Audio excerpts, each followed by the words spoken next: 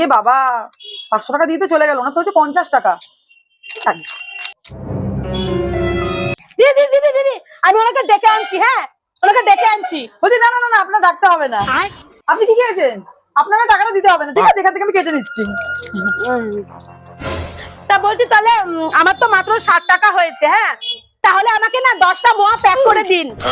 আপনার তো 60 টাকা মাফ করে দিলাম, আবার 10টা মোয়া নিতে হবে আপনার? তাহলে ওনাকে ডেকে নিয়ে আসি। দাঁড়ান, দাঁড়ান, দাঁড়ান, দিচ্ছি দিচ্ছি দিচ্ছি, দাঁড়ান। থাকে দিয়ে দিই, ওকে দিয়ে আমার 200 টাকা সেই থাকবে, ঠিক আছে, অসুবিধা নেই। এ নাও। দিদি একটু আগে মিষ্টি খেলাম না, আমি তো 500 টাকার একটা নোট দিয়ে গেছি। আমার তো 50 টাকা বিল হয়েছে দিদি। আমি এখনো আপনার কাছে 450 টাকা পাবো। হ্যাঁ বলছি, আপনার কি করে মনে পড়লো?